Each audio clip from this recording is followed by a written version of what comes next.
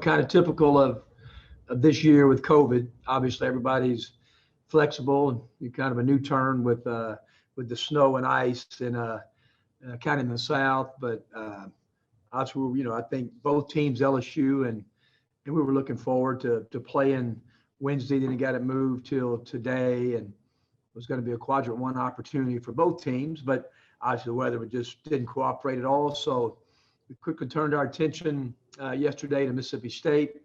A huge game for us. I know a huge game for them.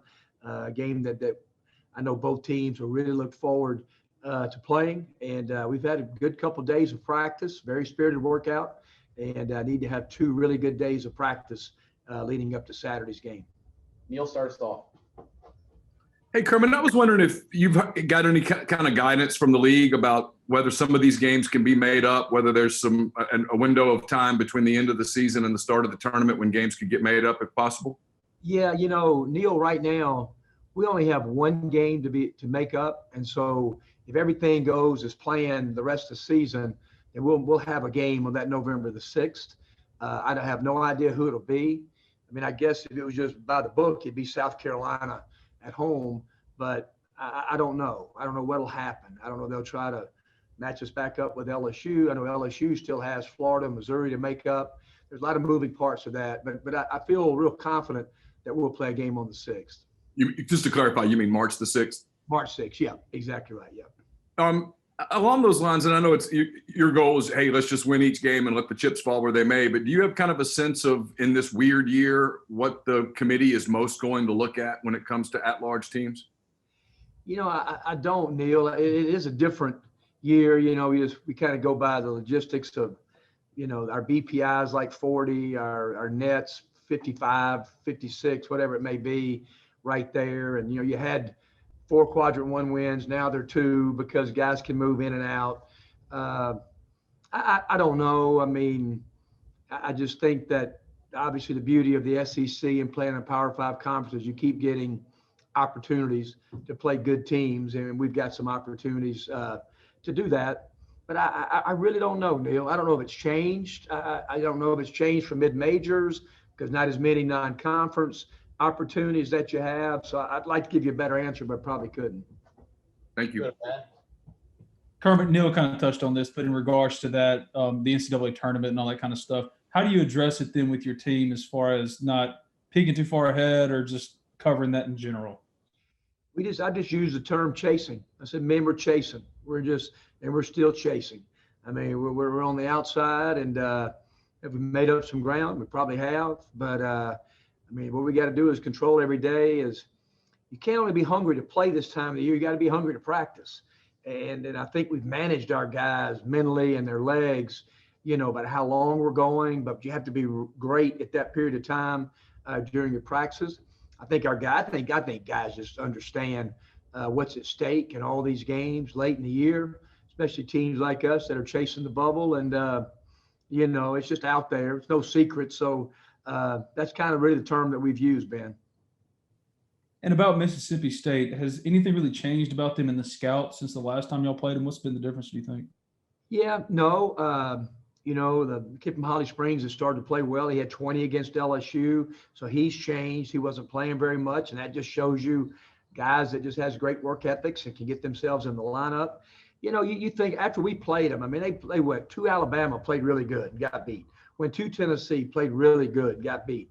Played really good against Iowa State and won that game. I thought they played good against LSU. LSU they scored the ball unbelievable.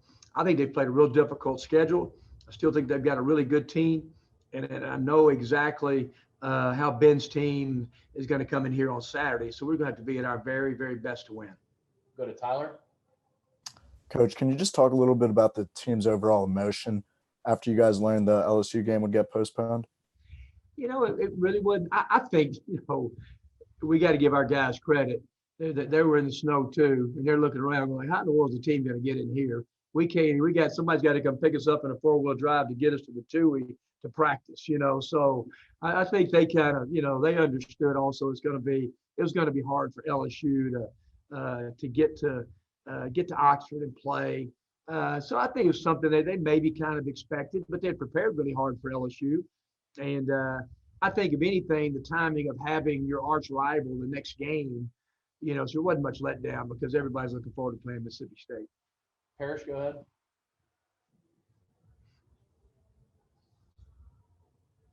Kermit, along those lines about practice, I know there's a lot of familiarity right now, but did it change anything having a focus on LSU for a couple of days in the middle of the week? Did you lose an opportunity to spend more time on state? Yeah, probably not Parrish because that's a long time. I know football's different, but we usually take about 2 days on our opponent. Sometimes this time of year, you still have to worry about yourself. So it really didn't. Now, they totally two different preparations. LSU is a different preparation for everybody because of how the different things that they do. But it really isn't because we kind of will start zeroing in today on our Mississippi State preparation.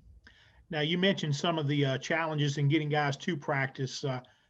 Has anyone missed or collectively, have you guys missed any time because of the weather?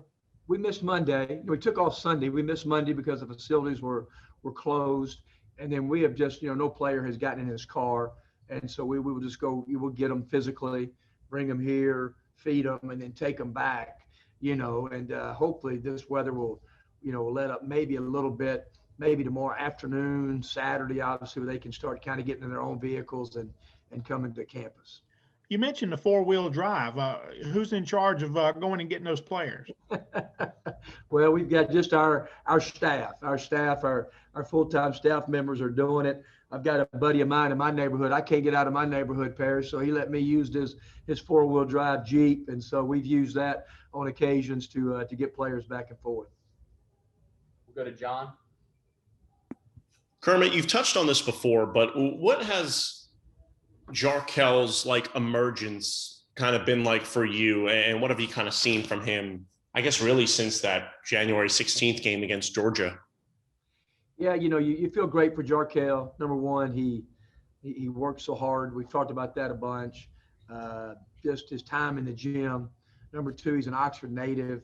It's his dream school that he's playing at, and so you want good things to happen.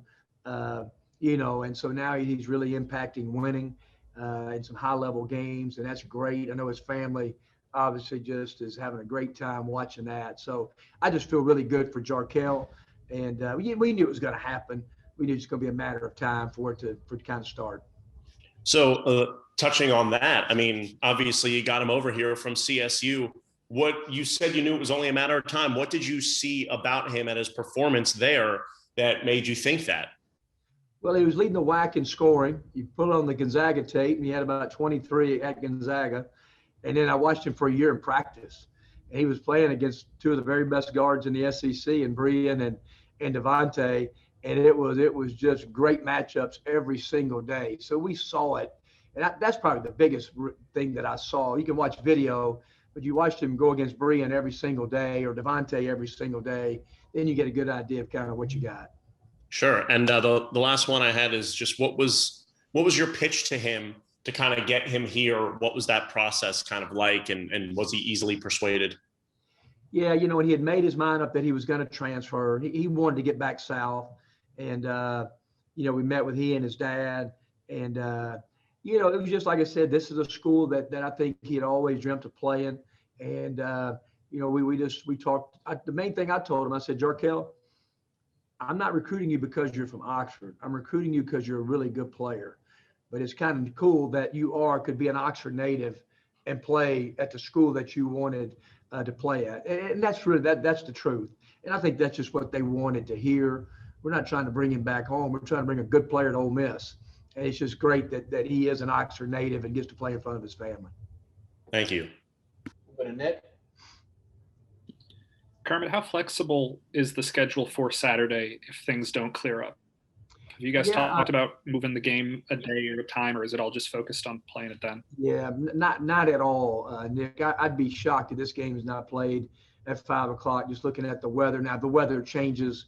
Obviously, something could happen, but I really don't. Just like when we went and played Mississippi State earlier, we went day of the game, drove a bus. And I just think it seems like all the snow is kind of maybe done, knock on wood, and roads will be cleared. And I bet you Mississippi State may come tomorrow, I'm not sure, but I would feel pretty confident they'll be able to get up here on Saturday. Back to Ben. I know that you're a few weeks out from actually having these conversations, Kermit, but for the seniors that get the extra year, have there been any conversations just with maybe Hadim or any guys like that about the possibility of coming back?